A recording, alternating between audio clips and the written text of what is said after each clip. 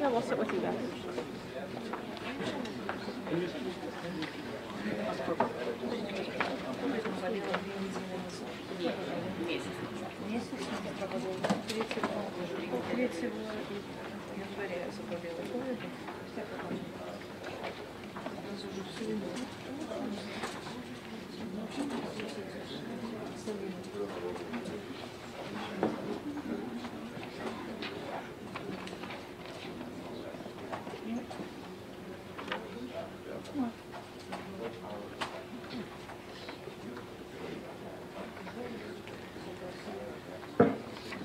Before we begin, if you have a cell phone, we ask that you please place it on vibrate. And Rabbi Levi Notek will be officiating this afternoon's services for Boris. Rabbi?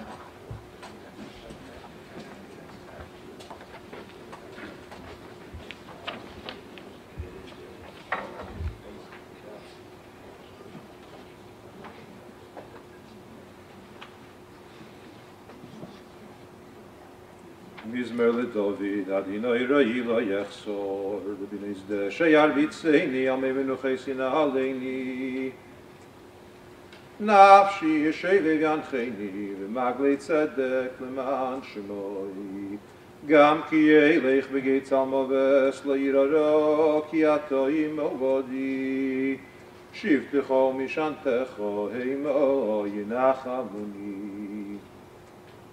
Tarech lefonai shulchan neged seiroi, Dishan tov Hashem roi shikoi sirevoya, Ach toiv v'chesed yirdefuni kol yemei chayoi, V'shavti beveis Adonai liyoirech yomim. Today's service will be in English and in Russian. Дорогие друзья, мы с вами собрались сегодня, чтобы отдать последнюю честь человеку, который заслужил очень много чести.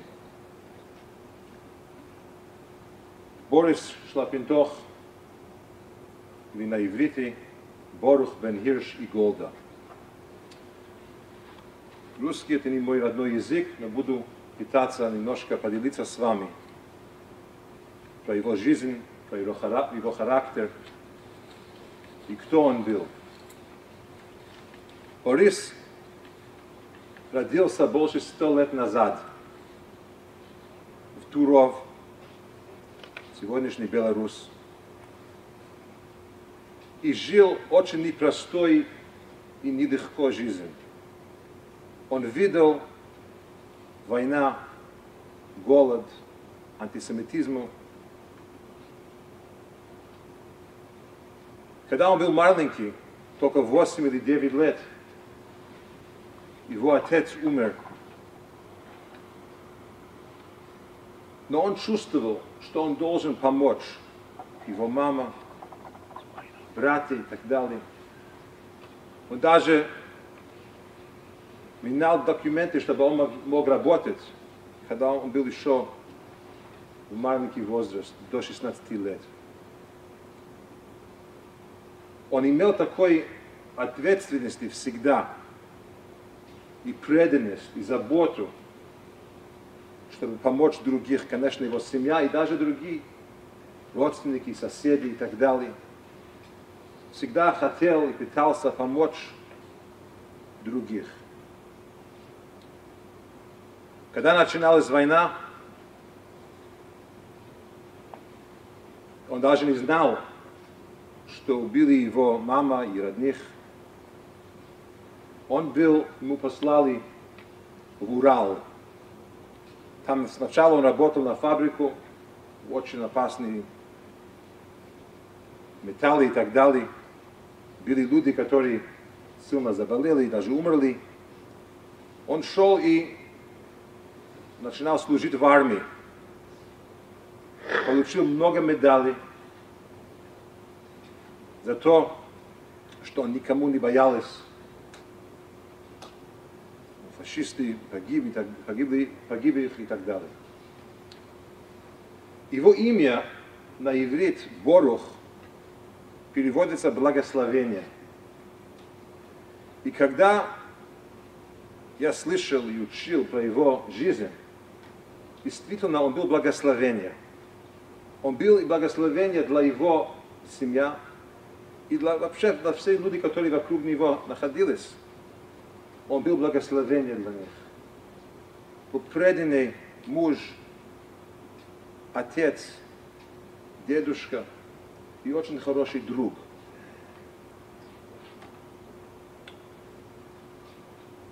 Он вставал рано утром, готовил завтрак, потом шел быстро на работу, семья, они уже кушали, но он вернулся рано, вечером, готовил ужин, встретил его жена, всегда сделал все, что он может, чтобы им было полегче.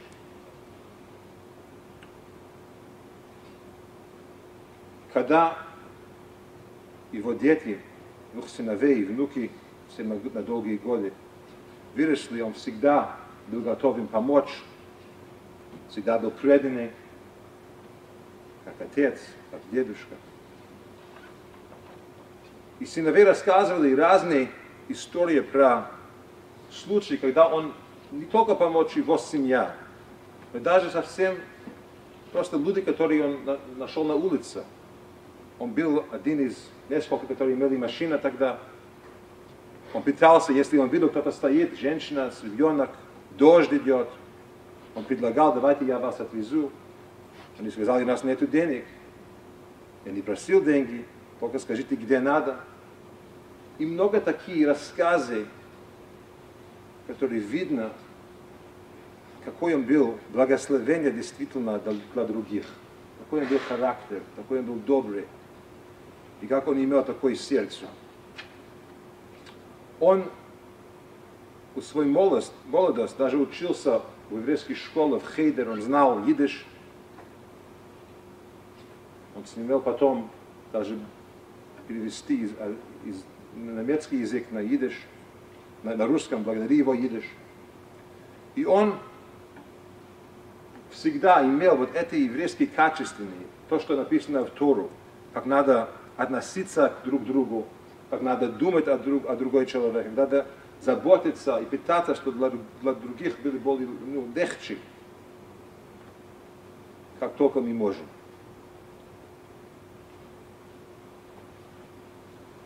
Скоро вы услышите еще от сыновей, наверное, близкие друзья.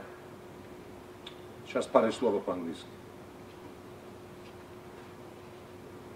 We're gathered here today to offer tribute, give honor and show respect to an individual who truly deserves it.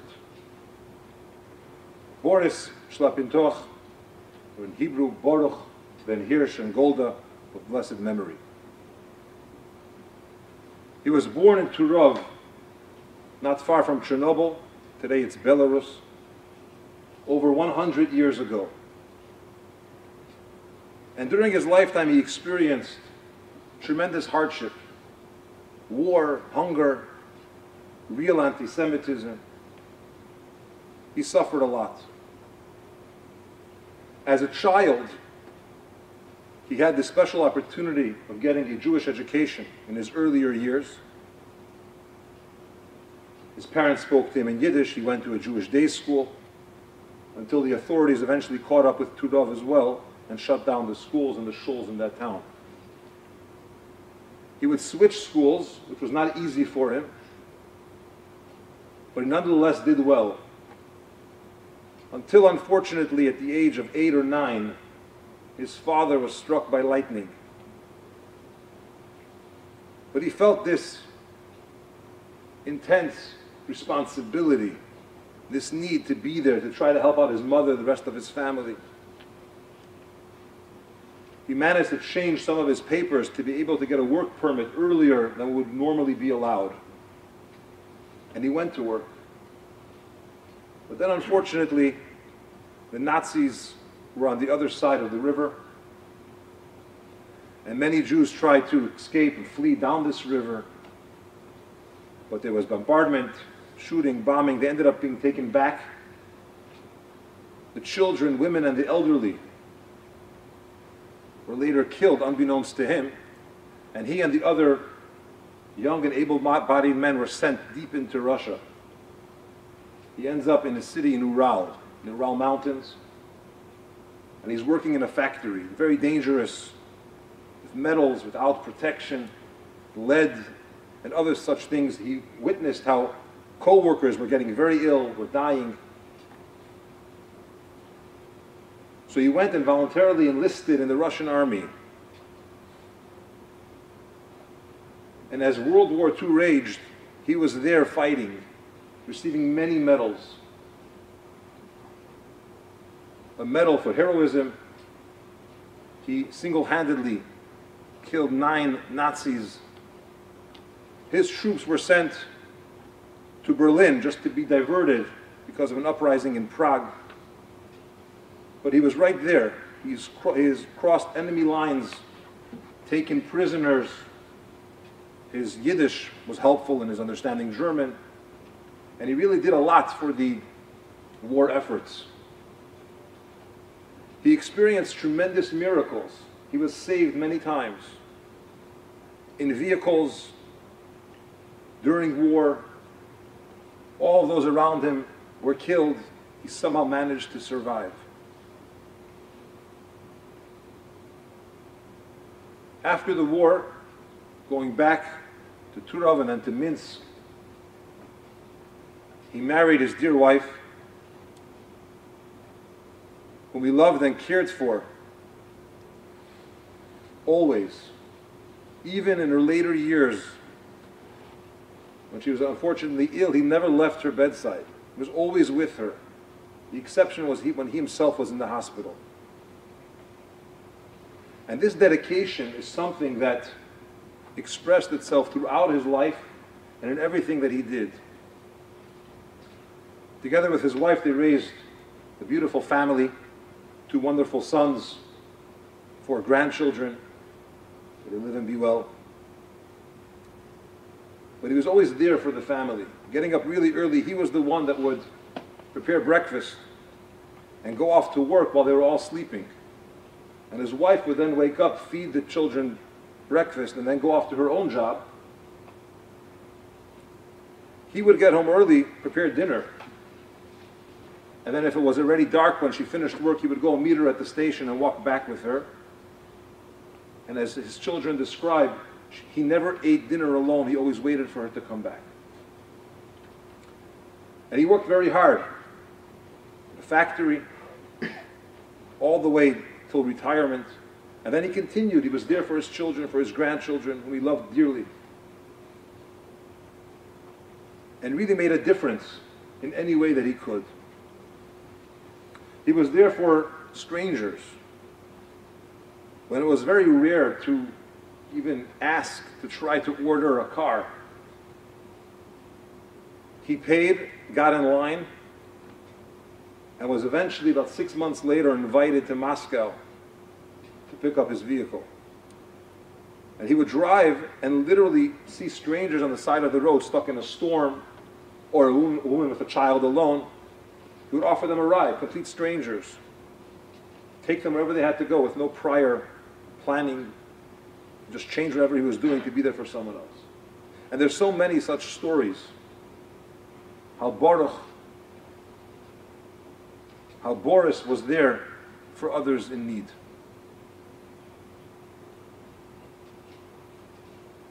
In his later years, unfortunately, when his wife passed away, he went searching together with his children for a synagogue, for a shul, for a place to connect, to pray, and in a sense, to touch deeper into his roots.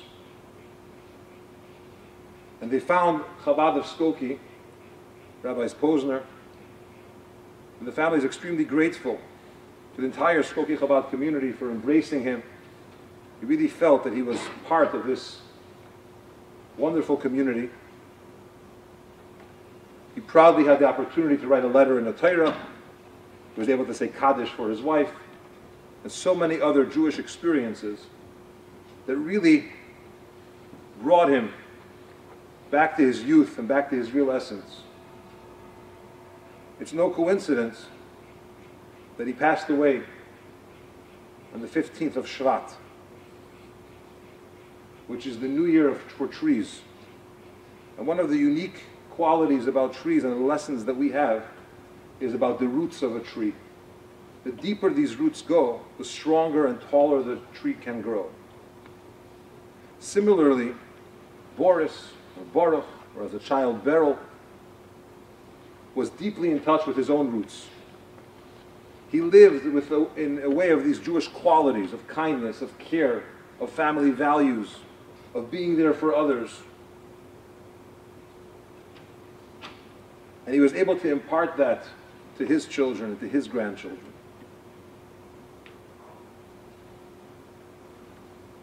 Our sages teach us that although we say goodbye to the physical part of a person, we remember that the neshama, the soul, the spirit within each one lasts forever and never dies. It not only continues to exist, but it really blossoms and grows in a way through this, that the children, and really all who knew him, continue to follow in his ways, to try to copy some of these beautiful character traits of kindness, of chesed, of devotion, of commitment and care for others. Before we continue with some of the additional prayers, I'm going to ask his son, please address us.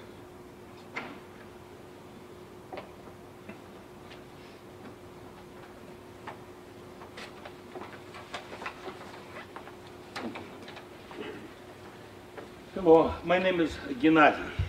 I'm Boris' son. And I also will do a few words in English and a few words in Russian. Even in Yiddish. Mein Vater is given a Mensch. It means that Mensch is an Yiddish word, and it's hard to translate in any other language. It's a person of integrity and honor.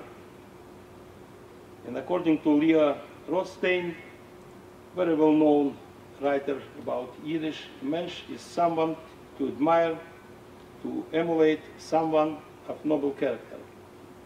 The key to being a real Mensch is nothing less than character, rectitude, dignity, a sense of what is right, responsible. And I will translate to Russian. I'm pretty sure anybody knows English, but the video is streamed, and people in other countries where our roots are from, Israel, Belarus, Latvia, Russia, they probably would be reading to this. So, and I will repeat. Mein Vater is given a Mensch.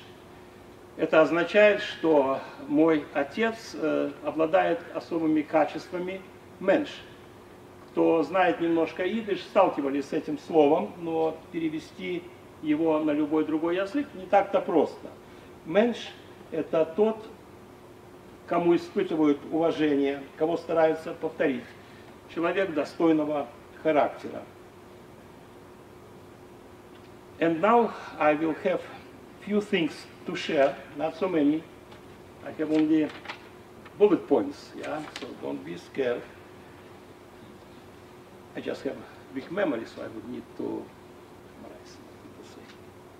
Sorry for making jokes. It's kind of a Jewish trait to make jokes wherever we go. Our people suffered so much over the millennia that we have a couple choices. Either we cry, either we laugh, or make jokes, wherever we make choice. And sometimes we do it all the time. Я извиняюсь, что я делаю шутки. Просто евреи страдали за тысячи лет так много и так часто, и даже сейчас, что какие наши выборы? Мы можем либо плакать, либо смеяться, либо шутить, чтобы не плакать. So, this is the first point that I would like to make. I would like to express thank you for all the people who care for Boris. people who were giving him home care, people in a nursing home for the last 3 years, people who visit, who help him in the physical work and any work you can imagine. Первое, что я хочу сказать, я хочу выразить от всего сердца благодарность людям, которые ухаживали за моим отцом около, наверное, 10 лет, может быть, немного меньше, дома, приходили, помогали во всех отношениях, какие только были нужны, и последние 3 года в nursing home. Thank you. Second one, I would like to tell a little story about my grandmother, who I never met. She was killed by Nazis and their local collaborators in the town of Turov, together with maybe 30, maybe more of our relatives, and about 2,500 Jews. We don't have any graves, any places to say Kaddish. And the story goes like this. The family was very poor, and my grandmother was making, as Rabbi mentioned, that my grandfather was killed by the lightning when he was running or trying to save the horse. And he was an orphan, and family was very poor. My grandfather has 12 kids, 9 kids from the first wife, and then first wife died, he remarried, 3 kids from the other wife. And my father was telling a story about his mother, that she was making living by pulling weeds on the neighbors' fields or gardens.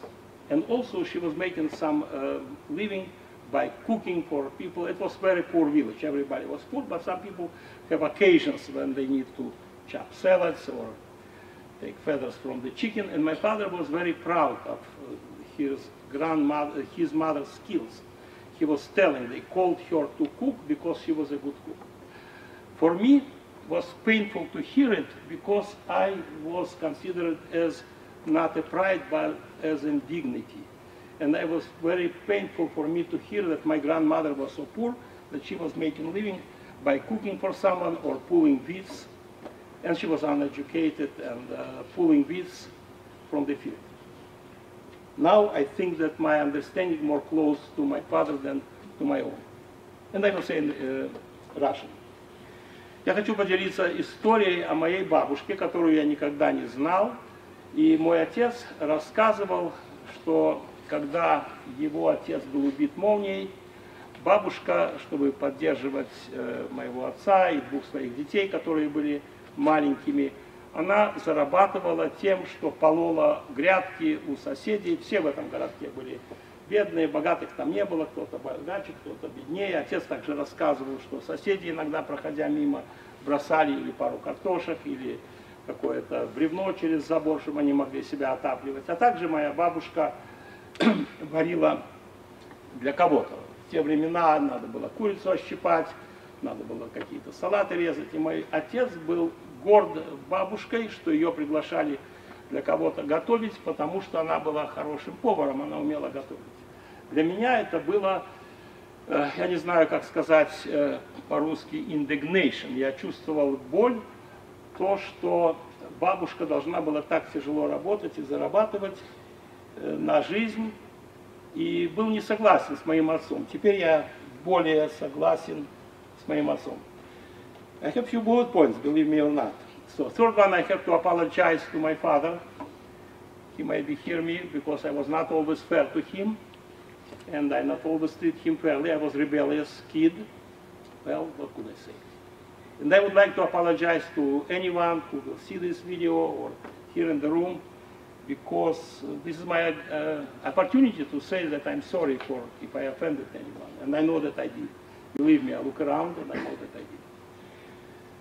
Did I say it in Russian yet? No, not yet. Well, я хочу принести извинения своему отцу. Я не всегда обращался с ним хорошо, и я хочу принести извинения всем, кто будет видеть или в этой комнате, когда я вижу многих людей, с кем я был и груб, и не всегда обращался хорошо. Это моя возможность принести извинения.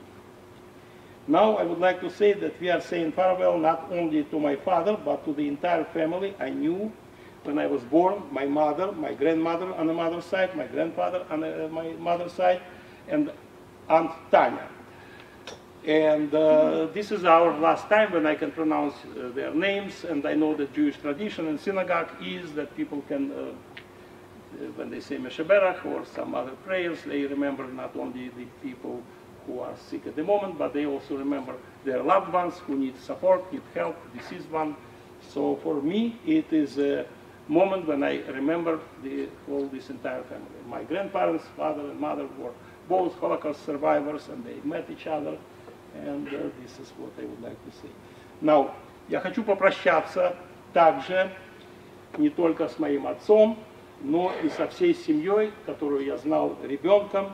Моя мама, бабушка, дедушка и бабушкина сестра, тетя Таня. Она потеряла мужа, потеряла сына, и она для нас была как вторая бабушка. Какую-то часть времени я жил с ней, когда родители строили место, где нам можно было жить. Now, I would like to acknowledge, Rebbe already said this, remarkable relationship between my father and between our father and our mother. I'm sorry, sometimes I say my father or our father. Sorry for that. And I also would like to make a point that I would like to acknowledge remarkable relationship and even love with his daughter-in-law, my wife. And we accidentally were married for about 50 years, so she suffered much.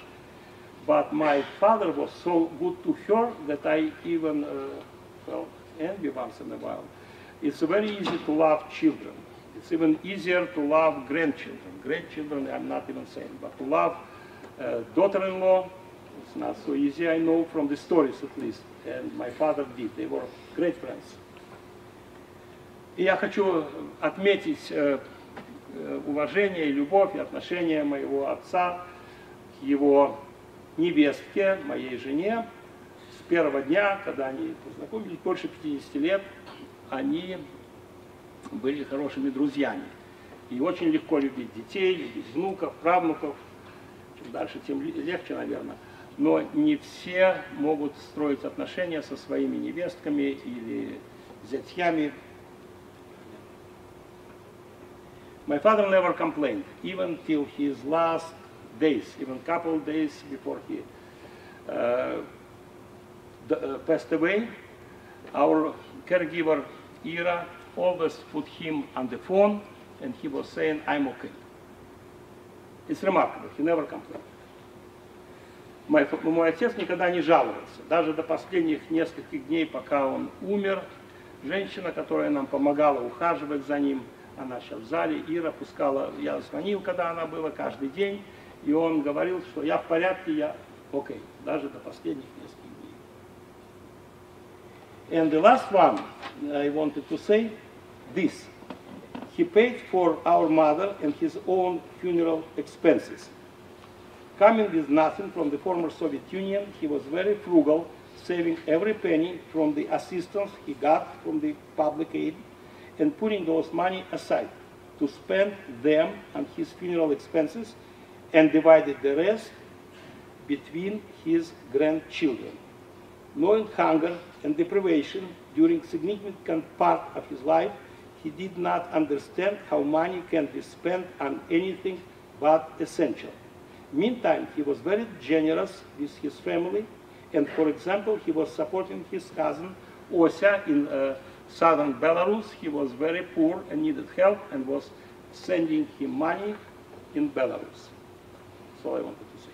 Now, in Russian, мой отец оплатил похоронные расходы нашей мамы и его из своих денег. Он ни с чем приехал из Советского Союза и был очень аккуратен и осторожен с деньгами и сохранял каждый пенни, который он получал как помощь от Public Aid.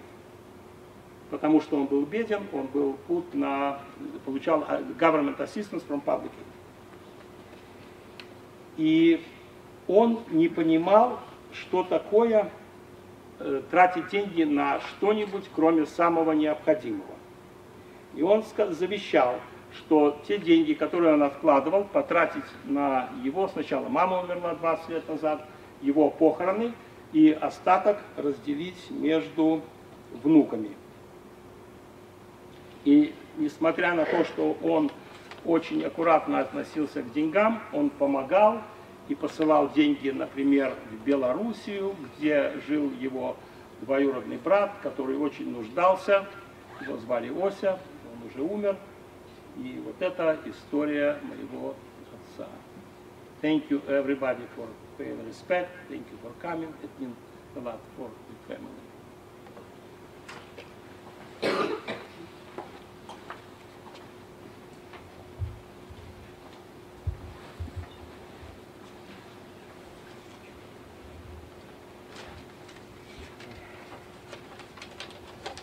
Thank you everybody for coming.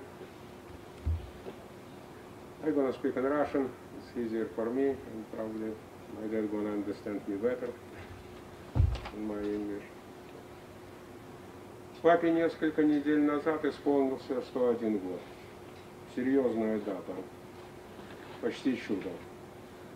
Почти чудо после всего, что выпало на его долю. Рано осиротел. Работа с самого раннего возраста, война, потеря мамы, братьев, ранения, перебитый позвоночник, когда папу списали, то, что он уже погиб. А он выжил 2 месяца привязанный к кровати, неподвижный, и вернулся в ту часть, где он служил, разыскал эту часть. Так что это, наверное, не почти чудо, это чудо. Мне казалось, что папа старается прожить свои годы не только за себя, но и за своих братьев, которые погибли, был убит, младший, старший погиб на фронте. Он как бы старался прожить за них их часть жизни. Так уж получилось то, что вся моя жизнь, за вычетом 2 лет, пока я был в армии, проходила рядом с родителями. И в Минске, и здесь. Сколько было у папы любви, сколько у них было любви у мамы с папой друг к другу, сколько было любви к детям, к внукам. Когда мы с Розой поженились, они ее приняли как дочку. Они все иногда говорили, что вот мы хотели второго ребенка девочку, вот теперь у нас есть еще одна дочка. Когда в 80-х годах папа тяжело заболел, мама перевернула весь город. Но она нашла специалистов, она нашла людей, которые помогли поставить папу на ноги. Но я думаю, что больше всего это помогла мамина любовь, привязанность. В 91 году, когда моя семья вместе с мамой и папой приехали к семье моего брата Геннадия, мамино здоровье резко ухудшилось. Мама просто никогда не жаловалась, но здоровье мамы ухудшилось. И с этого момента папа ни на минуту не оставлял маму одну. Куда бы они ни шли, они проходили мимо шапок, где я работал, и они останавливались, заходили, но они никогда не разлучались. А последние 4 года, когда мама уже не могла ни двигаться, ни говорить, папа находился около нее безотлучно. 24 часа, 7 дней в неделю. Один раз он оказался в госпитале, один раз он уехал с Геной в Канаду увидеться со своим двоюродным братом Сашей, его же ровесником. И все остальное время он был около мамы. Это для нас, для всех пример того, насколько может быть предан человек, как он должен относиться к своей семье, Это для нас, для всех пример. Папина прекрасная память до глубокой старости позволила сохранить и записать много историй о семье папы, о семье мамы. И папа обладал абсолютно замечательным чувством юмора. Когда он рассказывал свои истории, его глаза искрились. И вот один из последних моментов, здесь присутствуют те, кто это видел. Мы поехали на рыбалку большой компанией, и я уговорил папу поехать с нами. Он рассказывал, как он ловил в детстве рыбу на Припяти, на Случае. Вот. И был хороший клев, был хороший день, и рыба клевала. И папа вытащил несколько хороших рыбин. А потом, когда мы сели обедать, кто-то из друзей спросил: а когда вы так хорошо последний раз рыбачили? Папа задумался на секунду и ответил: весной 45-го, когда форсировали Одер, я тогда выловил орден Красной Звезды. Вот это все, что я могу сейчас сказать. Я могу говорить долго об этом. Вот. Я благодарю всех, кто сегодня пришел проститься с папой. Я благодарю всех, кто помогал все эти годы. Ира, Неля, я очень вам благодарен. Мы с вами часто встречались, особенно с Нелей, практически каждый день. Да? Вот. Спасибо вам, спасибо за заботу о папе, спасибо всем, кто пришел. Thank you, everybody. Thank you for everything what you did for our family, what you did for my father, for my mom. How many times I was running from work when they need my help, and one time my boss, my friend, mentioned, I can't, car is in the shop and I need to, and I told him, Marshall, I have choice between parents and business. Sorry, but it's not. It was last time when he mentioned something like this. I really appreciate it. Thank you, everybody. Thank you.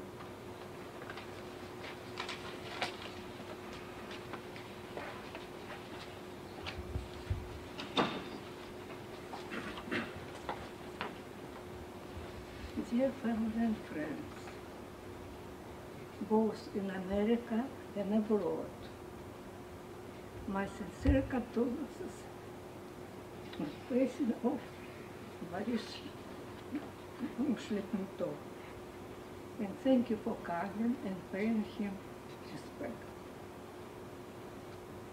For me, Boris Shlyapintokh was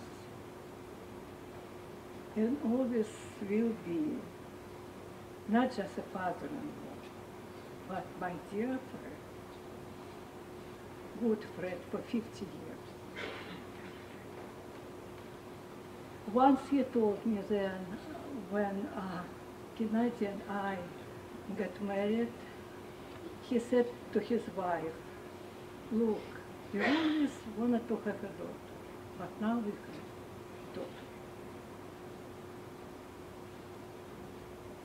All those years I saw how he took care of his family, his children, grandchildren, his wife.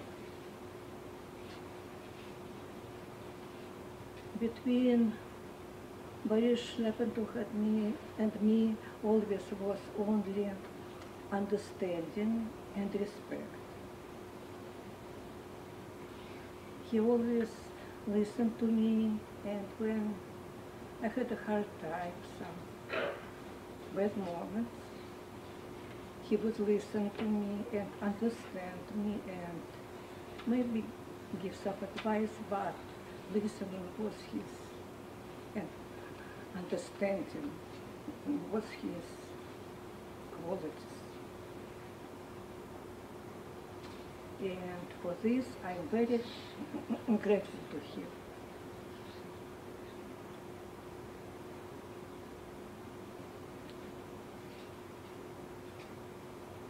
Boris Shlyapintokh lived a remarkable life with very bitter and hard moments and also joyful moments. And as we say in America, may he rest in peace.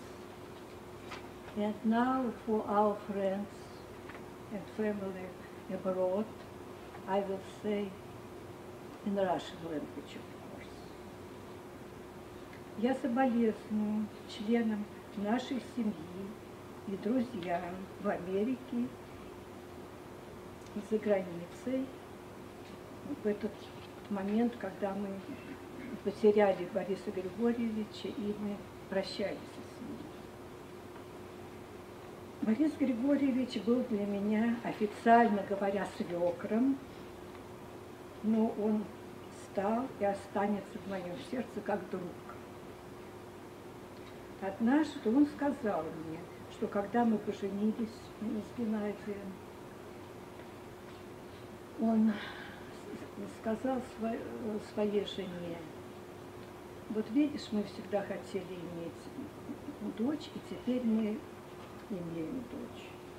И я видела, как Борис Григорьевич заботился о своей семье, о жене в самые тяжелые минуты, о внуках, и он имел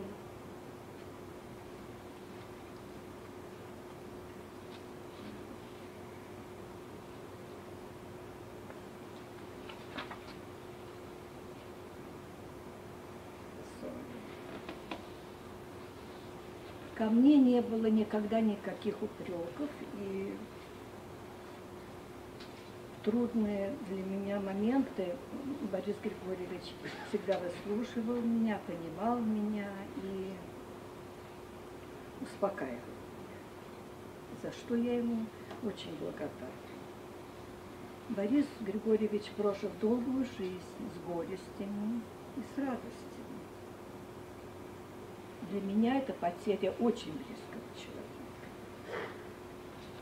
Пусть земля ему будет пухом. Thank you.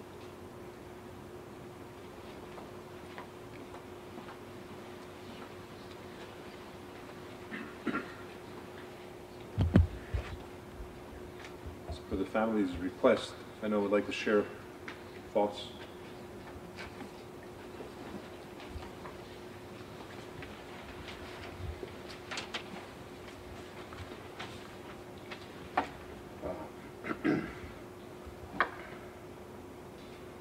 I'm going to speak for, I guess, our generation of his grandkids.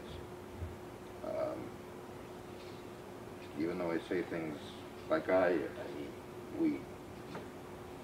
today I stand before you with a heavy heart, with both sorrow and gratitude, as I share memories and reflections of the incredible life my grandfather and the life that he lived.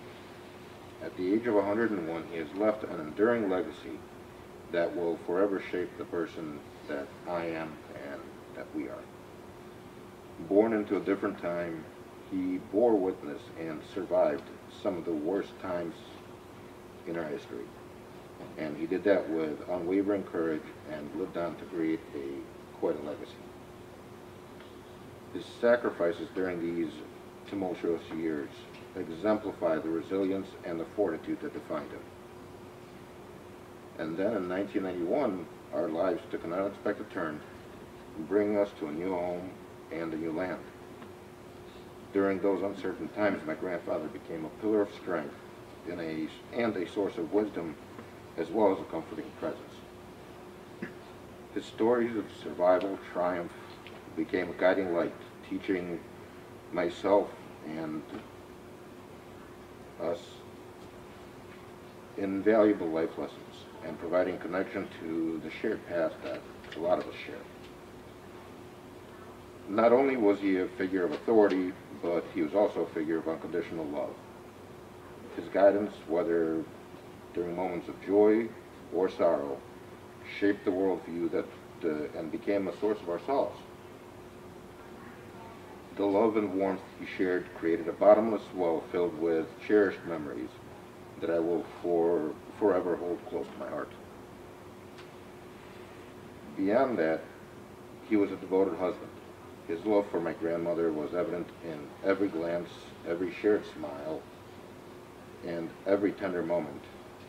And their enduring partnership stood as a testament to commitment and companionship. And that is an example that I strive to live up to for what he said. That's a high bar to reach. Reflecting on his long and meaningful life, I find solace in the knowledge that he lived fully and loved deeply.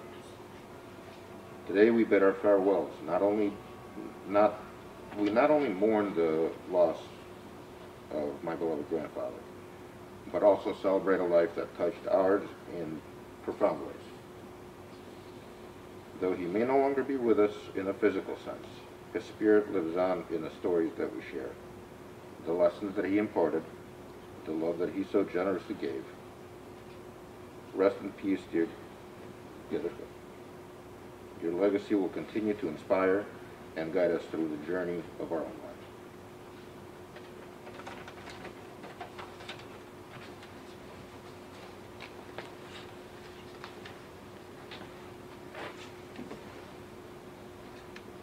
Что кто-то будет с вами поделиться?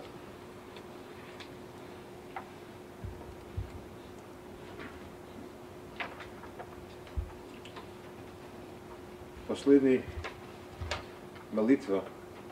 И просим Всевышний, чтобы он принял душа Борис бен Хирш, что имел его место в раю, попрошу всем встать. The following prayer, Kilmoli, we ask Hashem to accept the neshama of the soul and grant him eternal peace. The Kilmoli prayer.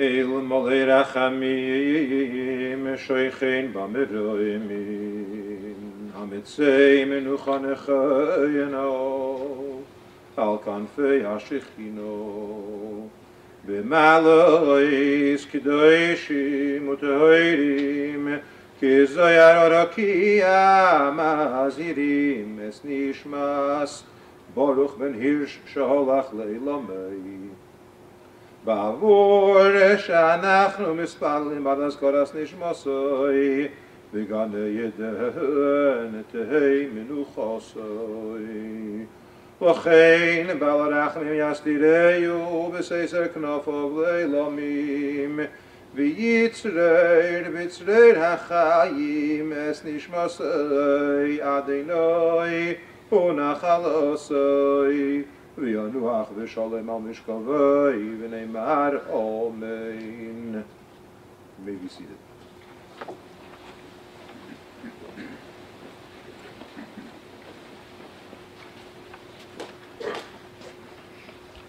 Thank you, Rabbi Notik. This concludes the chapel portions of our services. Burial will take place at Memorial Park Cemetery. If you're going to the cemetery with us, we ask that you pick up a funeral sticker as you exit the chapel. Those of you that wish to be pallbearers, we ask that you please come forward at this time. Everyone else, please rise in silent prayers. We escort Boris from the chapel. Did I see something? Dear guests, we will have a memorial meal at Magiana's across the cemetery at 3:45 or earlier. If you can join us, we would appreciate. It's an old orchard. Old Orchard on Skokie Blvd side. Thank you. All right, pallbearers, you follow behind the pairs.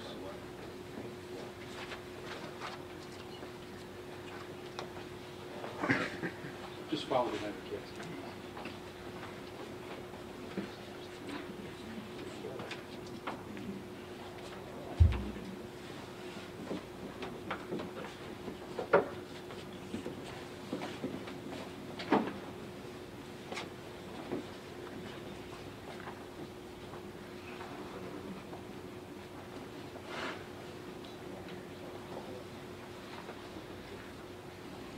All right, thank you. You can return your vehicles. Please pick up a funeral sticker as you exit the building. If you're going to the cemetery, please bring your pamphlet with you.